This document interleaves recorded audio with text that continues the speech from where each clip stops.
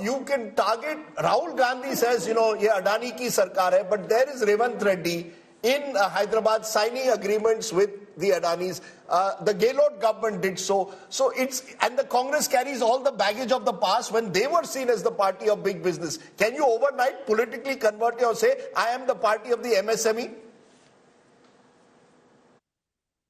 Well, the Congress titled its report yesterday, whatever black paper, white paper, as Anyay report or some such thing. I mean, the real Anyay is that the party was in power in 6 places. None of those states implemented even one of the ideas that was part of the 2019 Congress manifesto.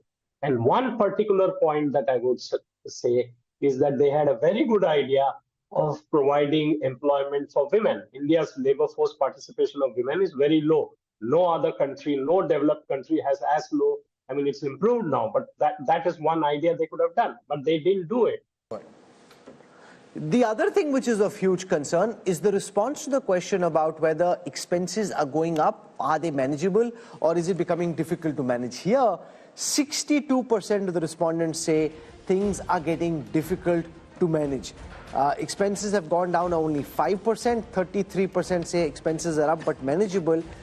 Difficult to manageable is 62%. That's a big number. Siddharth Zarabi, 62% of the respondents thinking things are either difficult or just about manageable when it comes to household expenses. When the rate of price growth is kept stable, that means inflation is being made stable, but it doesn't mean that prices of products have actually fallen. So in some ways, the price rise that we have seen across product and services remains, and this is a reflection. But if you look at it, Rahul, on a longer term basis, and I'm looking at the January 2023 data, there's just a marginal increase. And if you look at August again, in fact, current expenses have become difficult to manage, has actually fallen by 20 basis points. So if you see this, it's very clear that some of the effort that has happened on inflation control is coming through in many of these answers, particularly after August. Would you therefore say that if I were to compare, since we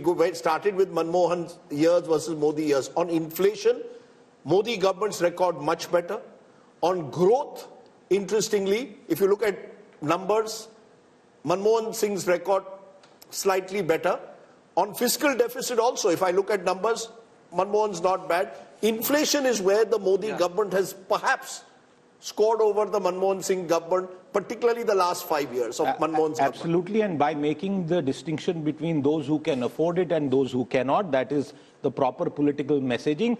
The targeting of subsidies, Radeep, is the magic that has worked. And remember, in phase 1 of Manmohanomics, the first 5 years, the tailwinds were from what Vajpayee ji had said for them. The remaining 5 years were pretty much an abysmal performance. For the Modi government, after the first couple of years, inflation control has become a priority. COVID was a pivot as far as that is concerned. And the post-COVID inflation management, I think, is stellar, and the rest of the panel would agree on it. So here's the response to the question on outlook on household income.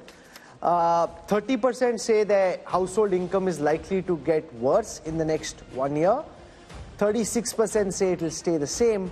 25% think it will improve. So only 1 in 4 at this moment seem to have an optimistic outlook on household income, whereas 3 in 4, Sanju Verma, say either household income stays the same or in fact it could get worse. So people aren't, I know the BJP is exuberant, you're enthusiastic about 304, but people, when it comes to a question of household income, are quite concerned about their future.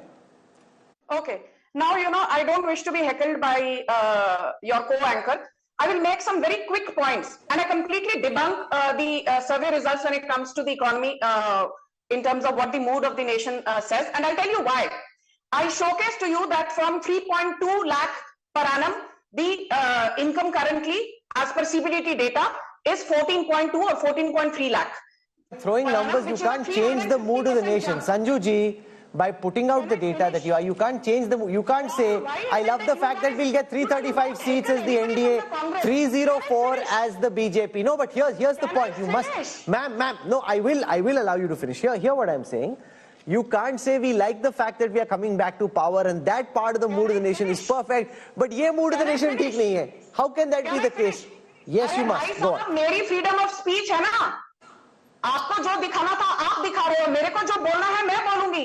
You can't ask me to speak what you want me to say. It is my FOE. It is my freedom of expression. I will say what I believe is the truth. Whether you believe it or not, that is up to you. Now let me come in and do not heckle me. Point number 1.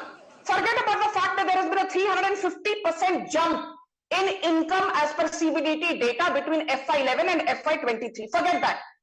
1.65 lakh units are being sold by Maruti Suzuki every month, which means every 5 minutes, Maruti is selling a new car in India. 1 lakh tractors are being sold every month in India. 25 lakh motorcycles and scooters are being sold every month in India. It is said that 46% of the global digital financial transactions happen in India. Last month, we saw UPI did trades worth how much? 19.5 lakh crore, which means close to 6 to 7% of GDP in a single month. Then 18 lakh crore is what was the procurement by the Modi government for only wheat and paddy, as mentioned by Draupadi Murmu ji in an address a few days back. And it says that the biggest contributor to the rise in demand for motorcycles, for cars, for SUVs has come, 57% of the demand on an average comes from rural and semi-urban areas.